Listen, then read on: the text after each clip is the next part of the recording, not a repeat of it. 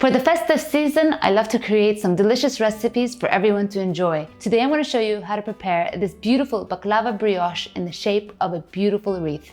Okay, so I'm going to start off by preparing my yeast base for the brioche.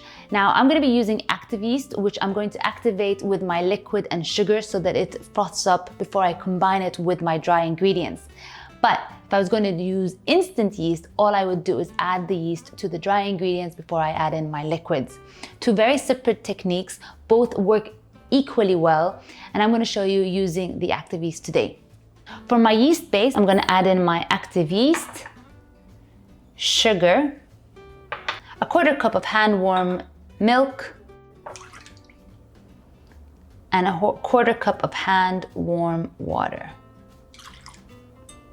I'm just going to mix all the ingredients together, and then I'll cover with a kitchen towel and allow it to rest for about 8 to 10 minutes until the yeast starts to activate and it has this foamy surface on top. Now that my yeast has activated, I can start preparing my dough. In a stand mixer bowl, I'm going to add in my flour. I'll add in some salt. Give everything a little mix before you add in your yeast. And with a dough hook attachment, knead everything together. You're going to want to mix the ingredients together for a few minutes until it starts to combine. The dough will still have a dry consistency, but it will soften by the time we add the eggs and butter later on.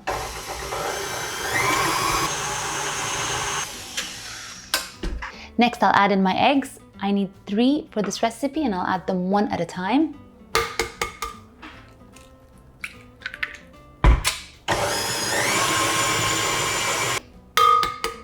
Another egg.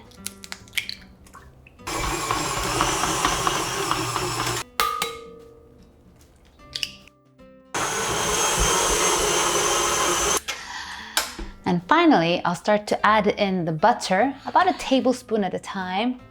And this is going to give my dough a nice, beautiful, silky, glossy texture.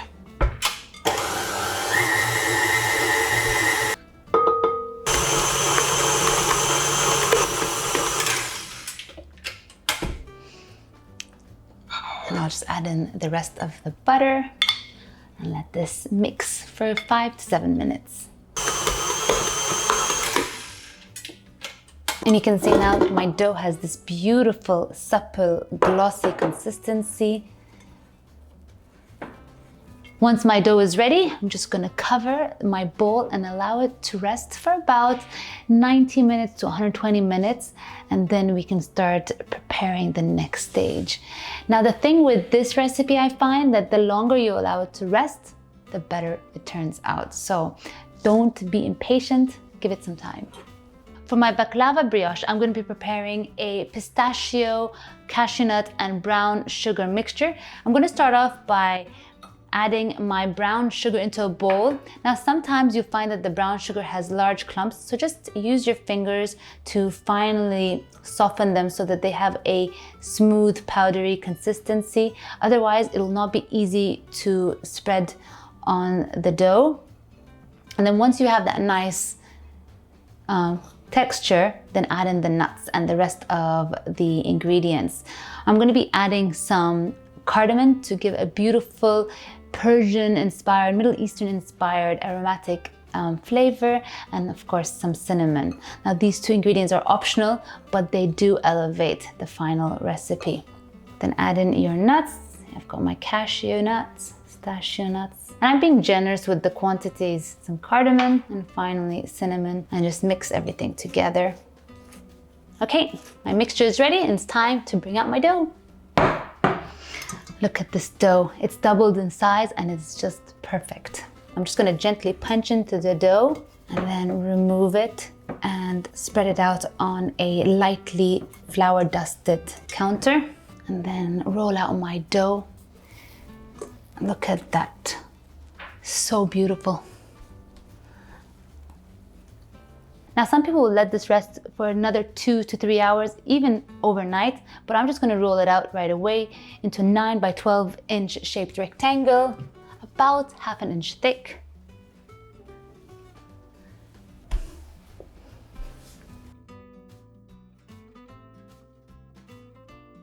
And then spread the butter generously over the dough. And it's really important to highlight that I'm using room temperature butter so that it's easy to spread. And then finally, just add the nut mixture on top.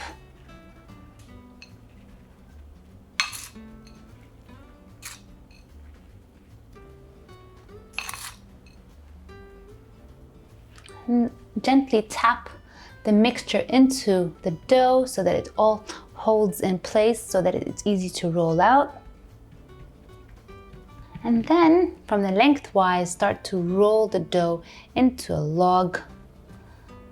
And this is a very gentle dough, so take your time.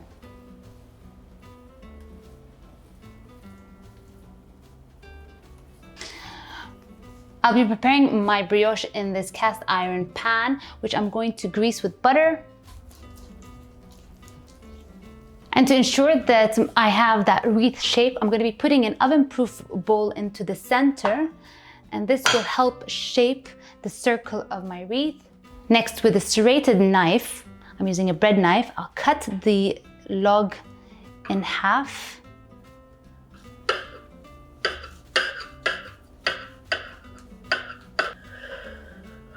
And then just plate them on top of each other. So I like starting from the halfway point and then gently twisting this over each other. It is a very delicate process, so even if it's not perfect, it's okay. Look at how pretty that looks. And I'll just do the same onto the other side. And I have to say, it's the imperfections that makes this so perfect. So just gently place it into your pan. It's a delicate process, don't worry. It will all work out. And that's it. I'm gonna let this now rest for at least another 60 to 90 minutes. I want the dough to rise, at least double in size before we bake it into the oven. My brioche wreath has been resting for about 90 minutes now, and you'll see it's doubled in size. I'm now just going to prepare an egg wash, which I'm going to coat over before I bake in the oven. The egg wash is 1 egg, teaspoon of water, and this is just going to give my brioche a beautiful color.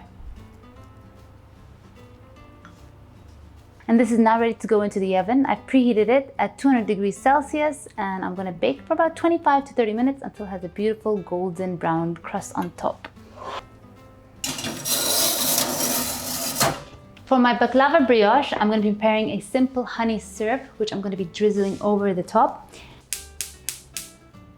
In a medium-sized saucepan, I'm just gonna add in all the ingredients. I've got sugar, water, lemon juice, honey, and for flavoring, some cinnamon powder.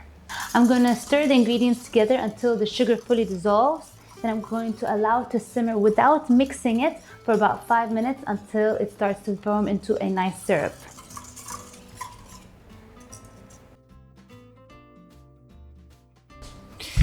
Look at how beautiful this brioche looks. I'm going to allow it to cool down, then I'm going to flip it into a serving plate and drizzle my syrup on top. I've removed the plate in the middle of my wreath, and now I'm just going to add in the syrup on top.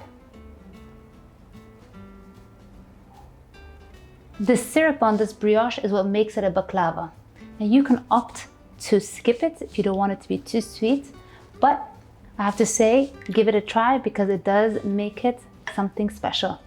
And I'll garnish with some ground pistachio on top just to give it some extra vavoom color. Now you can do whatever you want when you serve this, but I think simplicity goes a long way, and all the flavor is in this yummy, yummy brioche. And there you have it, a gorgeous baklava brioche that really is going to be a crowd pleaser for any of your festive gatherings this season. And also, this is a wonderful treat if you're having a weekend brunch and you're having friends and family over. Why not make them something special? Hope you guys try this recipe, and happy festivities!